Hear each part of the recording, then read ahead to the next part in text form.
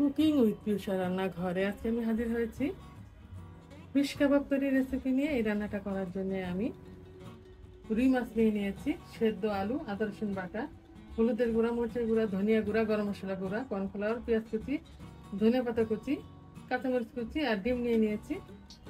রান্নাটা শুরু করার আগে মাছগুলো আমি সেদ্ধ করে নেব। আজকে মাছের কাবাব তৈরি করার জন্য আমি রুই মাছ নিয়ে নিয়েছি, আর মাছগুলো সেদ্ধ করার জন্য হাঁড়িতে আমি পর্যাপ্ত পরিমাণে পানি দিয়ে দিয়েছি। এখন সামান্য পরিমাণে হলুদের গুঁড়া দিয়ে দিব। সেদ্ধ হওয়ার জন্য মাছের পিসগুলোকে আমি দিয়ে দেব।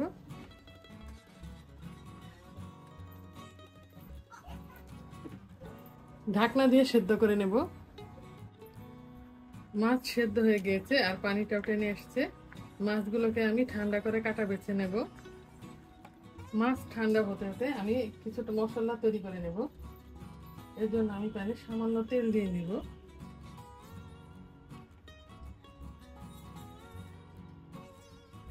এক কাপের মতো আমি পেঁয়াজ কুচি দিয়ে দিব।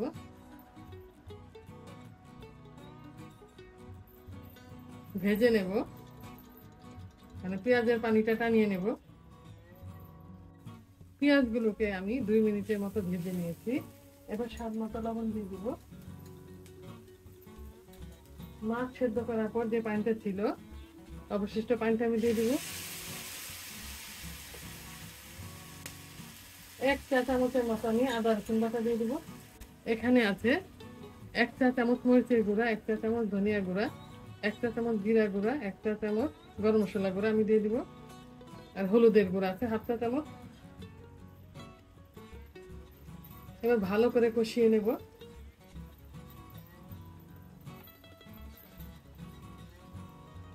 মশলা তেল ছাড়া পর্যন্ত আমি কষিয়ে নেব। মশলা কষানো হয়ে গেছে। এবার আমি একটা মিক্সিং বলে নিয়ে নিচ্ছি। আর প্রথমেই আমি দেখিয়েছিলাম যে 3টা মিডিয়াম সাইজের আলু সেদ্ধ করে নিয়েছি। আলু আমি মথে নিয়েছি ভালো করে। মাছের কাটা আমি বেছে নিয়েছি। এখানে 600 গ্রামের মতো মাছ আছে, কাটা বাছা মাছ আছে। এখানে 3টা আলু সেদ্ধ ভালো করে মথে নিয়েছি। আর এখানে কষানো মশলা সব একসাথে আমি চটকে চটকে এবার মেখে নেব। দিয়ে দিব ধনেপাতা কুচি আর কাঁচামরিচ কুচি।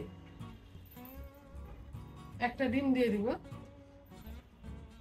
এখানে 1 কাপের একটু কম কর্নফ্লাওয়ার আছে, দিয়ে দিব। কর্নফ্লাওয়ার দেওয়াতে বাইন্ডিং এ সাহায্য করবে। এবার ভালো করে আমি মেখে নেব। প্যানে পরিমাণ মতো তেল দিয়ে দিয়েছি। এবার আমি পছন্দ মতো উপকরণ নিয়ে চপ বানিয়ে নেব। ভালো করে ভেজে নেব। এই চপটা আপনারা অন্য মাছ দিয়েও করে নিতে পারেন, কাতলা দিয়েও করে নিতে পারেন।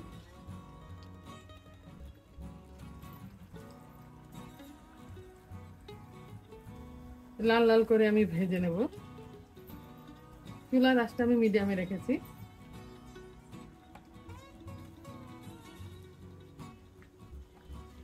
এক পাশ হয়ে গেলে তারপর আমি উল্টে দেব।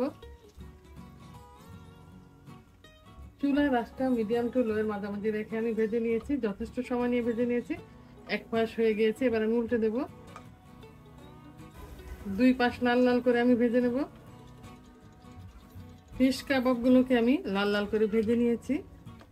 এবার আমি উঠিয়ে নেব। এটাকে ফিশ কাবাব, ফিশ চপ, রুই কাবাবও বলা যায়, কারণ আমি রুই মাছ দিয়ে করেছি। আমি এটাকে রুই কাবাবই বলবো। আর খেতেও খুব টেস্টি হয়। 5 থেকে 6 মিনিটের মতো আমি চুলার আঁচটা মিডিয়াম টু লো এর মাঝামাঝি রেখে ভেজে নিয়েছি। এভাবে আমি সবগুলো ভেজে নেব। তৈরি হয়ে গেছে মজাদার ফিশ কাবাব। গরম ভাত, পোলাও, খিচুড়ির সাথে একেবারে জমে যাবে। দেখতে যেমন ভালো হয়েছে, খেতেও সুস্বাদু হয়েছে। আজ এ পর্যন্তই। আগামী দিন নতুন কোনো রেসিপি নিয়ে আবার আমরা আপনাদের সামনে আসবো। আল্লাহ হাফেজ।